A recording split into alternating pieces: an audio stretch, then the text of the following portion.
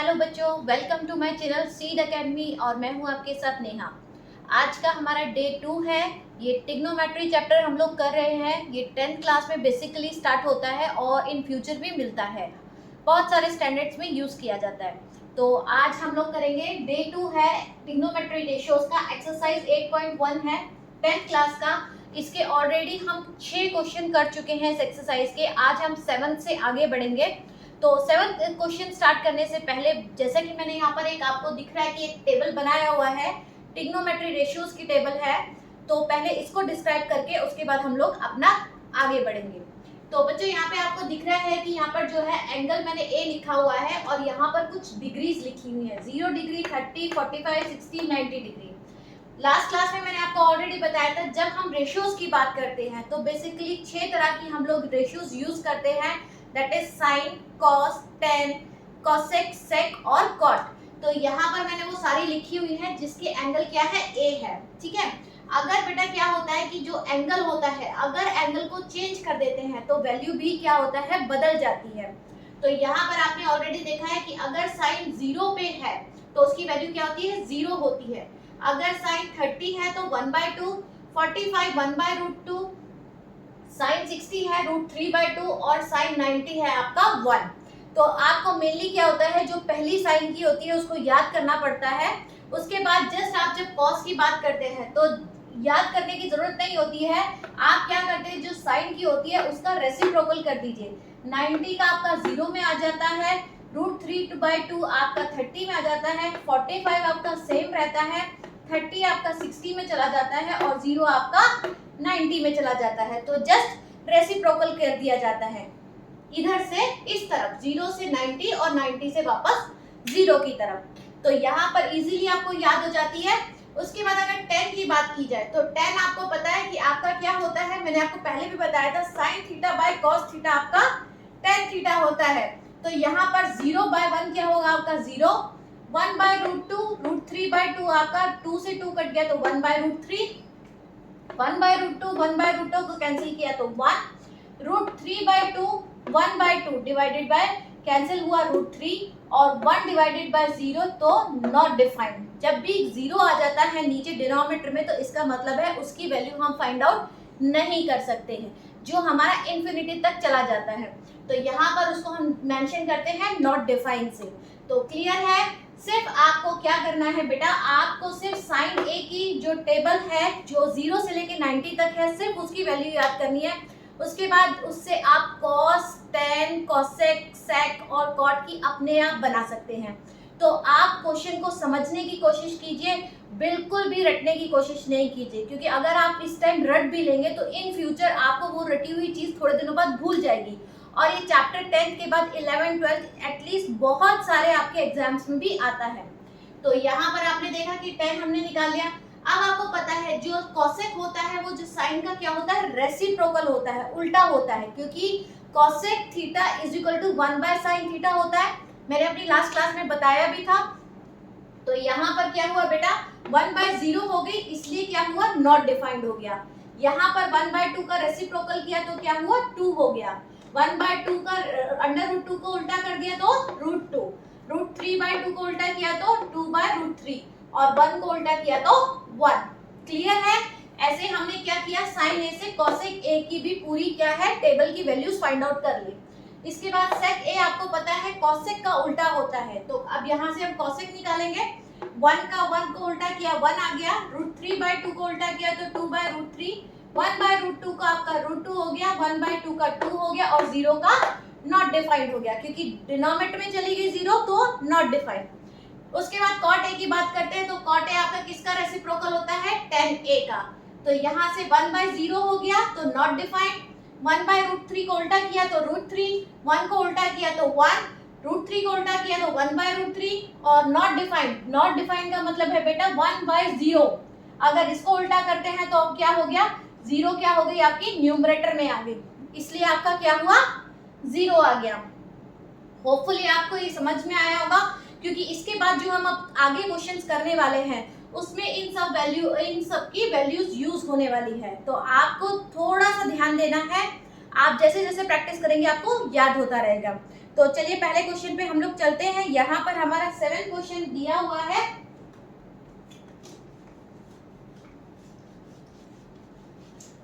Keep practising, आप practice करते रहिए बेटा। ट्रिग्नोमेट्री 10th का सबसे ज्यादा वेटेज वाला चैप्टर है।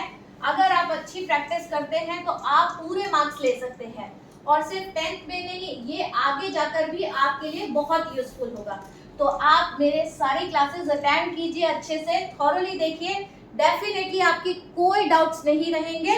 तो चलिए पहला क्वेश्चन हम लोग क्वेश्चन नंबर 7 देखते हैं। तो क्वेश्चन नंबर 7 में बोलता है कि जो क्वेश्चन नंबर 7 है, triangle ABC is a right angle at B if AB is equal to 4 metre. यहाँ पर उसने कहा है, यहाँ आंसर नंबर 7 की बात की जा रही है। वो यहाँ पर कहता है कि एक ट्राइंगल है हमारा ABC, आपका एक ट्राइंगल दिया है ABC, और जो आपका B है वो आपका राइट एंगल है। ठीक है, राइट एंगल किस पर है? B पर है। AB आपका 4 मीटर है, AB आपका 4 मीटर है आपका, और दूसरी वैल्यू उसने दी है AC आपका 8 मीटर है, AC आपका 8 मीटर है। ठीक है, उसके बाद उसने कहा है कि what is the angle of elevation of A as observed from C। तो उसने कहा है कि आप एंगल ऑफ जो एलिवेशंस है वो बताइए एट एंगल ऑफ A से ऑब्जर्व किया जाता है C पर। तो इसके लिए क्या होगा, एंगल ACB की बात करेंगे हम लोग। हमें कौन सा एंगल निकालना है? ये वाला एंगल निकालना है। उसने क्या किया है, इस एंगल पे इस वाले एंगल को निकाले, क्योंकि ये तो आपको पता है कि ये तो 90 डिग्री है। तो मैंने आपको ऑलरेडी पिछली क्लासेस में अपने बताया था कि बेटा जब आपका इस एंगल की बात करते हैं तो एंगल हमारा कौन सा एंगल चल रहा है? ACB की बात की जा रही है। तो यहाँ पर आप क्या करेंगे, यहाँ पर हम कौन सा ले लेंगे, दो वैल्यू हमें दी हुई है। इसको अगर थोड़ा सा ट्विस्ट करके आप देखते हैं तो यहाँ पर हाइपोटेन्यूज 8 है आपका, और बेस आपका क्या है, हाइपोटेन्यूज आपका क्या है 8 है, और परपेंडिकुलर क्या है आपका 4 है। तो मैं इसको ले सकती हूँ AB by AC is equal to sine theta. अगर मैं इसको क्या करती हूँ, थीटा लेट कर लेती हूँ कि ये थीटा है। ठीक है, तो यहाँ पर क्या हुआ, परपेंडिकुलर अपॉन में बेस। तो sine theta is equal to AB क्या है आपका 4 है, और AC आपका क्या है 8 है। तो ये क्या हो गया आपका 1/2 हो गया। तो साइन थीटा आपका क्या हुआ बच्चों, 1/2 हो गया। ठीक है, लेकिन यहाँ पर क्या है, ये पूरी वैल्यू बेटा आपकी आ रही है साइन थीटा की, लेकिन आपको क्या करना है, एंगल फाइंड आउट करना है। तो एंगल में हम लोग क्या करते हैं, यहाँ से थीटा साइन थीटा देख, साइन का यहाँ से आप वैल्यू देखते हैं कि साइन थीटा की 1/2 कौन सी उस पर वैल्यू आती है। अभी हम लोगों ने चार्ट बनाया था टेबल का, तो साइन थीटा की 0 पे 0 होती है, और साइन 30 पे 1/2 होती है। तो जब साइन 30 पर, यहाँ पर क्या है, साइन 30 पर इसकी वैल्यू क्या होती है, 1/2 होती है, क्योंकि आप जानते हो कि sine theta is equal to क्या होती है, 1/2 होती है। तो यहाँ पर साइन थीटा क्या हो गई आपकी बेटा, 30 हो गई। तो यहाँ से क्या होता है, जब ऐसी कंडीशन आती है तो साइन से साइन कैंसिल हो जाता है, और थीटा आपका क्या दिखाता है, 30 डिग्री का एंगल दिखाता है। ये आपका आंसर हो गया। ठीक है, तो आपको याद रखना है कि जब ऐसी कंडीशन बनती है कि sine theta is equal to 1/2, तो ये जो वैल्यू है आपको इस वाली आइडेंटिटी में ढूंढना पड़ता है कि कौन से एंगल पे ये वैल्यू लाई करती है।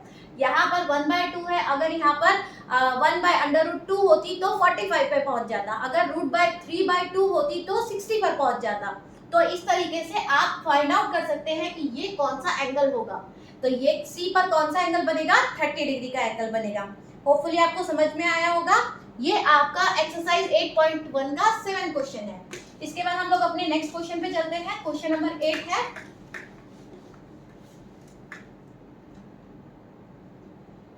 इसमें क्वेश्चन नंबर 8 आपको बेटा बोलता है कि if it given that 3 cosec is equal to 4 then verify that cosec square theta minus cotec square theta is equal to 1 है।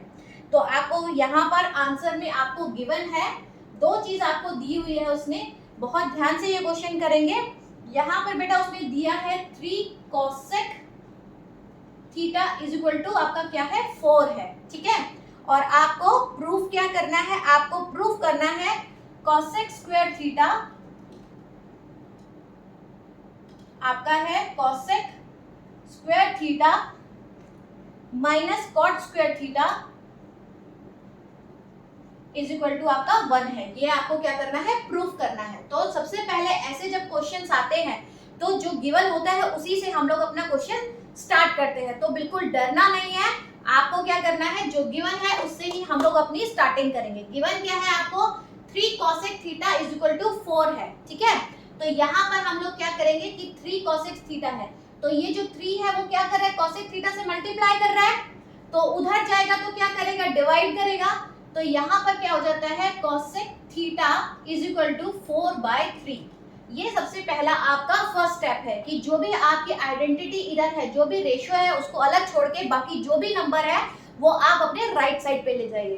तो यहाँ पर हो जाता है cosec theta is equal to 4/3, ठीक है। अब मैंने आपको पहले ही बोला था कि आप कॉम्प्लिकेटेड मत कीजिए, जितना हो सके साइन, कॉस और टेन में सॉल्व करने की कोशिश कीजिए। तो आपको पता है कि cosec थीटा क्या होता है बेटा, आपका 1/sin थीटा आपका cosec थीटे को बोलते हैं। तो मैं इसको लिख सकती हूँ यहाँ पर लाइक दिस, ठीक है। और अगर मैं sin थीटा 1/sin थीटा होता है, cosec थीटा होता है, तो यहाँ पर क्या हो गया, 4/3 हो गया।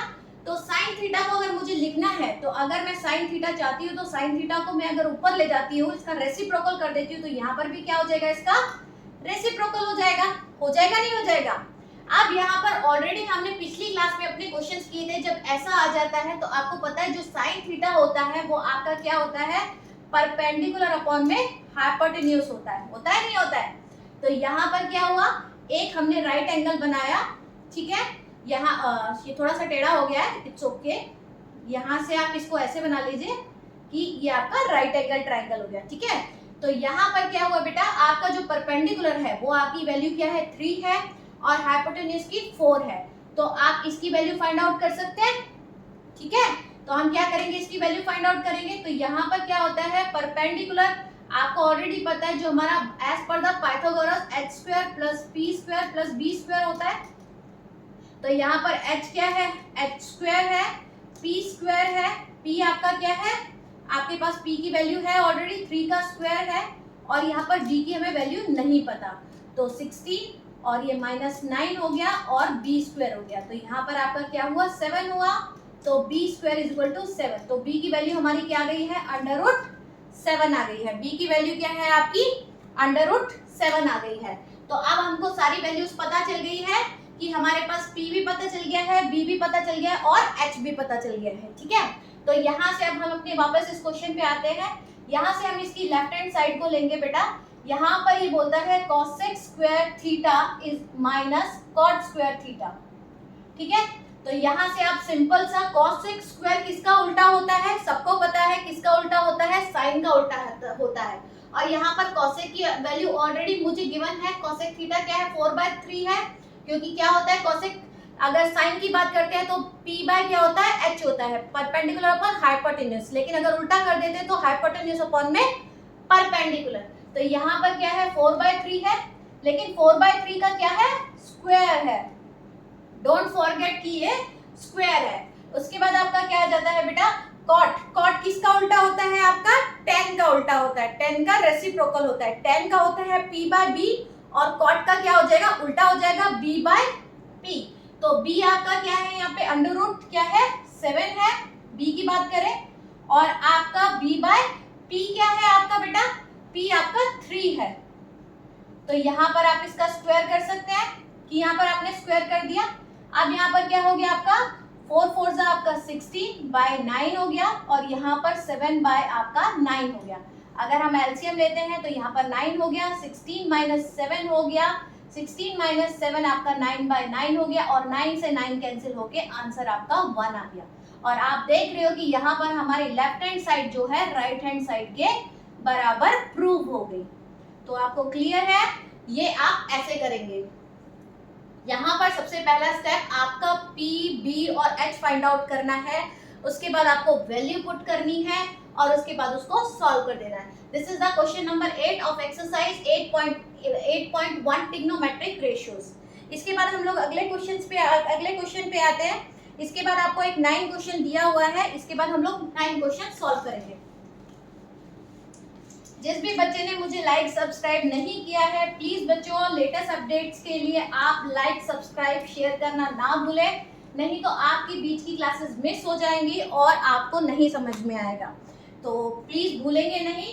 यहाँ पर क्वेश्चन नंबर 9 की बात करते हैं। जो 9 है tan theta plus 1 by tan theta, tan theta plus 1 by tan theta is equal to 2 है।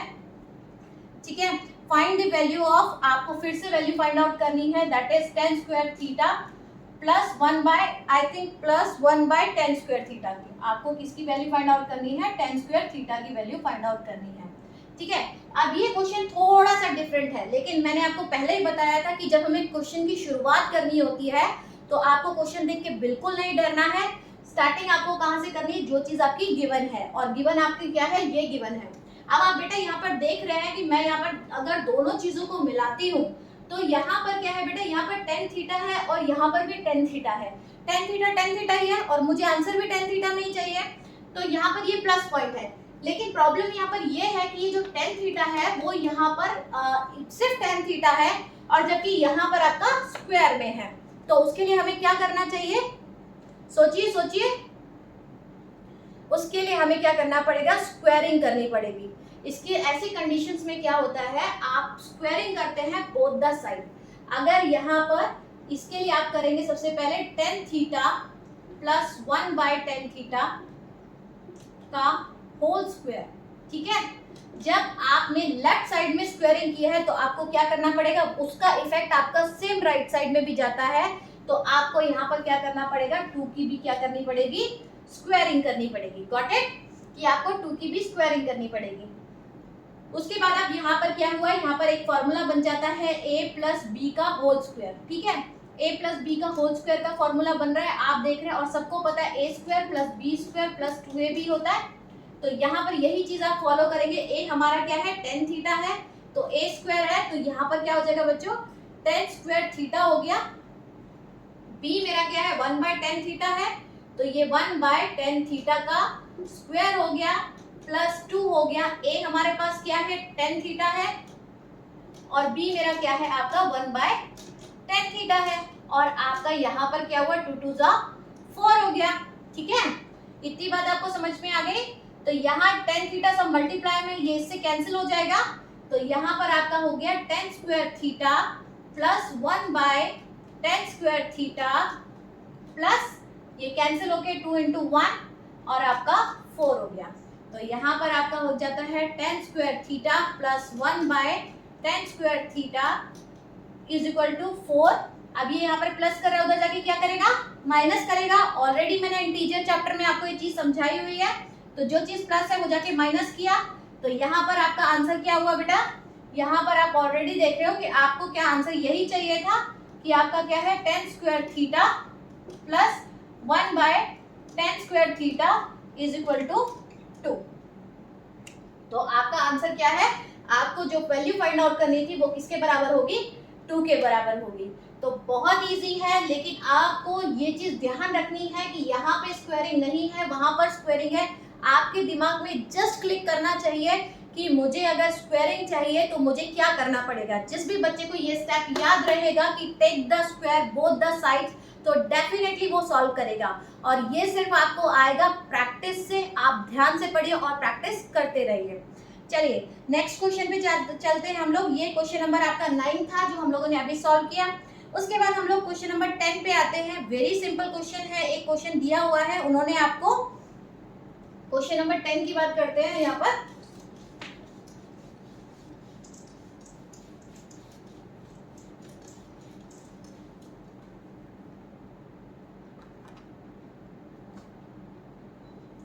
क्वेश्चन नंबर 10 की बात करते हैं। In a right angle UVW, right angle at W, if sin U is equal to sin V, then show that angle U is equal to angle V। ठीक है, तो ये आपको क्या बोलता है कि sin जो U की वैल्यू है वो आपकी sin V की वैल्यू है। ठीक है, तो यहाँ पर सबसे पहले हम एक एंगल बनाएंगे जो वो बोलता है कि आपका एक यहाँ पर राइट एंगल है, that is showing a UVW, और आपका जो एंगल है वो W पर है। तो यहाँ पर राइट एंगल उसने ऑलरेडी हमें मेंशन किया है कि जो राइट एंगल है वो आपका W पर है। उसके बाद उसने बोला है जो गिवन है वो ये बोलते हैं कि जो साइन U की वैल्यू है, sine U is equal to sine V, sine V है, ठीक है। ये क्या है आपका गिवन है बेटा, ठीक है। और प्रूव आपको करना है कि प्रूव आपको क्या करना है, प्रूव आपको करना है कि जो एंगल यू है वो एंगल वी के बराबर है, एंगल यू जो है एंगल वी के बराबर है, ठीक है। आप इस क्वेश्चन को ध्यान से देखिए, ये 90 डिग्री है, वो ये बोलता है कि जो साइन यू की वैल्यू है वो साइन वी की वैल्यू है, और आपको प्रूव करना है जो एंगल यू पर बनेगा वो एंगल वी के, एंगल वी और एंगल यू क्या है इक्वल रहेंगे। तो इन दैट कंडीशन आप सबसे पहले क्या करेंगे, जो चीज गिवन है वहीं से हम अपना क्वेश्चन स्टार्ट करेंगे। तो साइन अगर यू की बात की जाए तो बेटा साइन यू आपको क्या बोलता है, अगर मैं आपको लास्ट क्वेश्चन मैंने आपको अपनी फर्स्ट क्लास में बताया भी था कि जब साइन यू की बात की जाती है तो आप इसको क्या करेंगे, थोड़ा सा टिल्ट कर लेंगे। जो इसकी भी बात की जाती है इसको बेस में ले आएंगे, तो ये आपका क्या बनेगा, बेस बनेगा, ये हाइपोटेन्यूज बनेगा और ये परपेंडिकुलर बन जाएगा। तो यहाँ पर आपको पता है कि साइन यू की बात करते हैं तो साइन यू में क्या होता है, साइन की वैल्यू क्या होती है, परपेंडिकुलर अपॉन हाइपोटेन्यूज होती है। तो इस कंडीशन में परपेंडिकुलर क्या है, डब्ल्यू वी है, और हाइपोटेन्यूज क्या है, यू वी है। क्लियर है इतनी सी बात आपको। और अगर साइन वी की बात करी जाए तो साइन वी तो आपका ऐसे ही रहेगा, तो साइन वी में आपका क्या है, साइन परपेंडिकुलर क्या है, यू डब्ल्यू है और आपका यू वी है, ठीक है। ये आपका समझ में आ गया, ये वैल्यू है आपकी साइन यू की और ये वैल्यू है आपकी साइन वी की।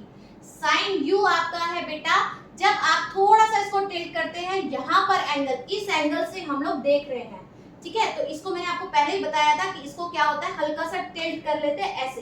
तो ये जो आपका बेस होता है परपेंडिकुलर होता है, बेस बन जाता है, और जो बेस होता है वो आपका परपेंडिकुलर बन जाता है। जिसने भी ये कंसेप्ट नहीं देखा है तो वो फर्स्ट क्लास जरूर देखे ट्रिग्नोमेट्री की।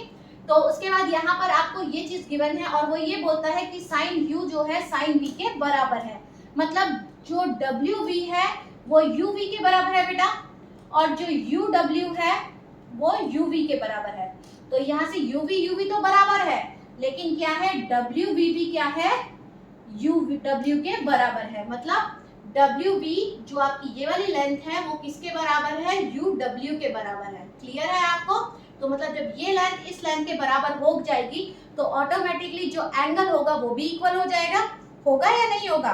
तो इससे क्या होगा, एंगल यू जो होगा एंगल वी के इक्वल होगा, ठीक है।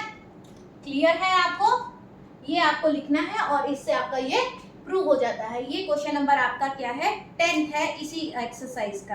तो यहाँ पर हम लोगों ने आज आपका इसके बाद आपका 11 क्वेश्चन है बेटा, tan theta is equal to 1/5 है आपका।